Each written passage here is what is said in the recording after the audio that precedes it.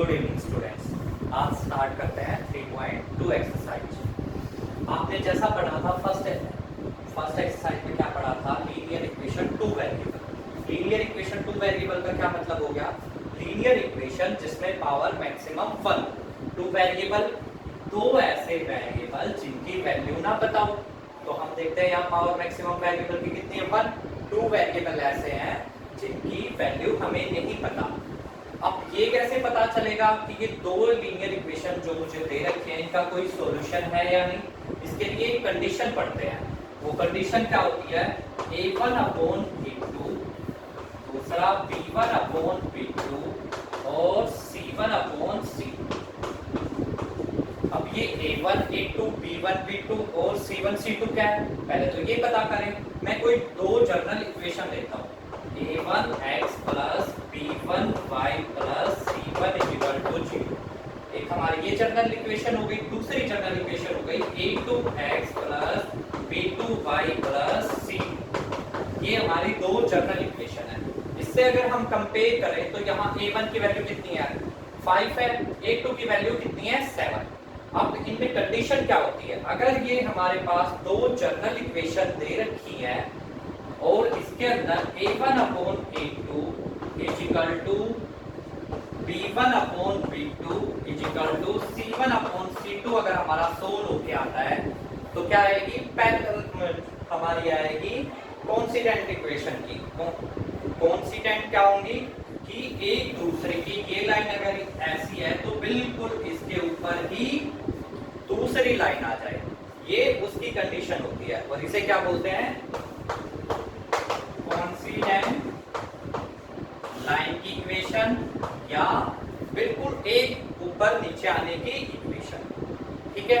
दूसरी कंडीशन हमारी क्या होती है, अगर a1 upon a2 not equal to b1 upon b2 आए तो ये होती है हमारी बेटा इंटरसेक्टिंग लाइन की। इंटरसेक्टिंग लाइन एक लाइन की है दूसरी लाइन की, इंटरसेक्टिंग लाइन। और वन इंटरसेक्टिंग लाइन कौन सी होगी, जो सिर्फ एक जगह पे काटे, वो क्या होंगी, इंटरसेक्टिंग लाइन। ये कंडीशन क्या हो गई, इंटरसेक्टिंग लाइन की। थर्ड वन कौन सी कंडीशन आती है हमारी, a1 upon a2 equal b1 upon b2 not equal to c1 upon c2। ये कंडीशन होती है पैरेलल लाइन की। इसे किसकी कंडीशन बोलते हैं, पैरेलल लाइन की कंडीशन। पैरेलल लाइन क्या होती है, जो कभी भी आपस में ना मिले, समानांतर रेखा है, जिनका कोई मीटिंग पॉइंट ना हो, वो क्या हो जाएंगी, पैरेलल लाइन। जो ऊपर नीचे आए वो कोइंसिडेंट, और उसकी इक्वेशन ये होती है, एक होती है इंटरसेक्टिंग लाइन की,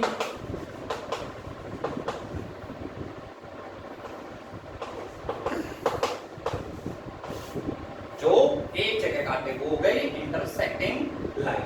अब देखते हैं ये कौन सी कंडीशन फॉलो कर रहा है, पैरेलल लाइन की है या किसकी है, ये चेक करेंगे।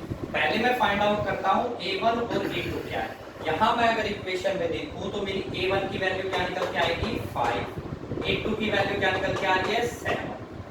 b1 b2 की निकालता हूँ, b1 की वैल्यू कितनी आएगी मेरे पास निकल के, b1 की वैल्यू आई -4 और b2 की वैल्यू कितनी आएगी, b2 की वैल्यू आएगी, यहाँ से देखा तो मैंने 6।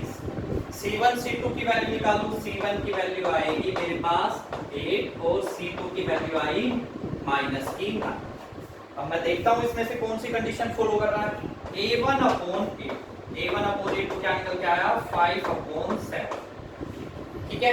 अब दूसरी देखते हैं, b1 अपॉन b2 की वैल्यू क्या निकल के आएगी, -4 अपॉन 6। कैंसिल आउट किया तो क्या आया, -2 अपॉन 3। क्या a1 अपॉन a2 और b1 अपॉन b2 इक्वल है, नहीं है। a1 अपॉन a2 इक्वल नहीं आया b1 अपॉन b2। ये किसकी कंडीशन होती है, अब ये भी बताया था इंटरसेक्टिंग की लाइन की। तो ये जो दो पहली इक्वेशन दे रखी हैं, पहले क्वेश्चन और सेकंड क्वेश्चन के फर्स्ट पार्ट में, ये दोनों लाइनें किसकी हो गई, इंटरसेक्टिंग लाइन की। ठीक है। ऐसे ही हम चेक करके देखते हैं दूसरे क्वेश्चन के लिए। इसमें एक और इक्वेशन दे रखी है। अब इसका एक थर्ड पार्ट देखते हैं सेकंड क्वेश्चन का बेटा। इक्वेशन क्या थी, 6x - 3y + 10 = 0, 2x - y + 9 = 0। मैंने पहले ही बताया था हमें क्या निकालना है, a1 upon a2, b1 upon b2, c1 upon c2। निकालेंगे कैसे, ये दो जनरल इक्वेशन होती हैं, इन्हें कंपेयर करके। इसके हिसाब से अगर मैं a1 की वैल्यू देखूं तो यहाँ मेरी a1 की वैल्यू क्या आई है, a1 की वैल्यू आई है मेरी 6, ठीक है। a2 की वैल्यू देखूं तो a2 की वैल्यू क्या निकल के आ रही है बेटा 2, a2 की वैल्यू आई है 2। इसमें देखते हैं b1 की वैल्यू कितनी आई है बेटा, इसमें b1 की वैल्यू आई है -3, इसमें b2 की वैल्यू कितनी आई है बेटा, y के साथ कोई कोफिशिएंट नहीं है, इसका मतलब y की वैल्यू कितनी है, y का कोफिशिएंट यहाँ क्या कोफिशिएंट होगा 1, तो b2 की वैल्यू आई है -1। c1 c2 की देखो, c1 की वैल्यू आई है बेटा 10 और c2 की वैल्यू कितनी आई है 9। अब देखते हैं किसकी कंडीशन फॉलो कर रहा है, पैरेलल लाइन की या इंटरसेक्टिंग की, किसकी। पहले निकालेंगे a1/a2 निकाल रहा हूं मैं, a1/a2 6/2 कैंसिल आउट होके 3 आया। अब दूसरा निकालता हूं b1/b2 की क्या आएगी बेटा -3 -1 कैंसिल आउट किया, ये कितना आया 3। थर्ड वन c1/c2 क्या हो जाएगा बेटा 10/9। अब मैंने देखा a1/a2 तो इक्वल किसके आया है b1/b2 के, पर इक्वल नहीं है c1/c2 के। ये कंडीशन हमने पहले ही पढ़ी थी बेटा, किसकी थी ये थी पैरेलल लाइन की। तो इस इक्वेशन के जो लाइन आएगी वो कैसे आएगी, पैरेलल आएगी। अब बेटा नेक्स्ट क्वेश्चन पे चलते हैं। थर्ड क्वेश्चन में ये पूछा गया है कि बेटा कोई भी इक्वेशन जो दे रखी है इनकी जो लाइंस आएंगी या जो सॉल्यूशन आएगा वो कैसा आएगा। थर्ड क्वेश्चन में कोइंसिडेंट है या इनकोइंसिडेंट है, कोइंसिडेंट।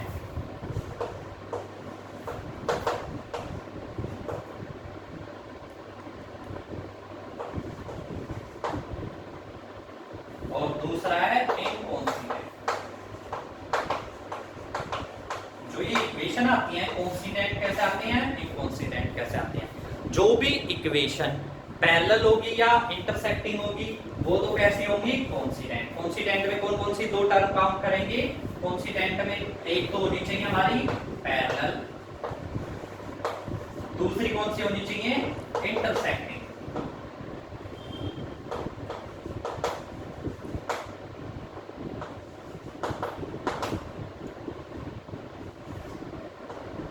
इंटरसेक्टिंग और पैरेलल, ये दोनों जो सॉल्यूशन आएंगे, इन दोनों जो लाइनें आएंगी इक्वेशन की, जो भी इक्वेशन दे रखी होगी वो अगर उनकी जो ग्राफ पे पैरेलल या कोइंसिडेंट इंटरसेक्टिंग आएगा तो वो काउंट होंगी बेटा कोइंसिडेंट में। और अगर उनका वो और अगर पैरेलल आएंगी, सॉरी कोइंसिडेंट में पैरेलल काउंट नहीं करते।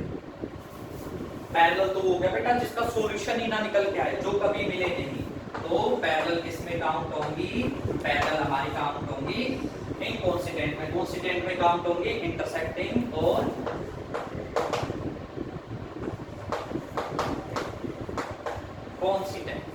कोइंसिडेंट।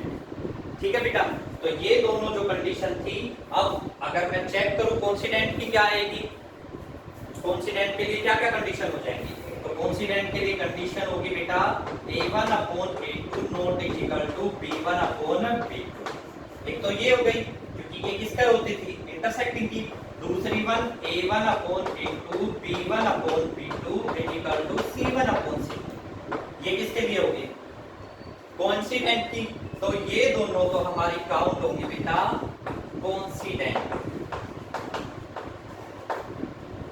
और दूसरी कौन सी बची, एक और बची है a1/a2 equal to b1/b2 not equal to c1/c2। ये कंडीशन किसमें आएगी इनकोइंसिडेंट में। तो इसका मतलब जो सिर्फ पैरेलल लाइन के लिए जो इक्वेशन होती हैं, दो इक्वेशन दे रखी है और उनका पैरेलल लाइन आए, वो सारी होंगी इनकोइंसिडेंट में, और जो इंटरसेक्टिंग और कोइंसिडेंट में होंगी वो दोनों क्या होंगी कोइंसिडेंट में काउंट होंगी। तो थर्ड क्वेश्चन में हमें यही बताना था। जो बेटा क्वेश्चन नंबर 4 है उसमें हमें क्या फाइंड आउट करना है, which of the following pair of linear equation are coincident और इनकोइंसिडेंट। इफ इक्वेशन दे रखी है बेटा, ये इक्वेशन चेक करके मुझे यही बताना है, तो ये आप तो खुद ही कर लोगे। क्वेश्चन नंबर 5, अब क्वेश्चन नंबर 5 करते हैं। क्वेश्चन नंबर 5 में क्या करना है, इक्वेशन बनानी है।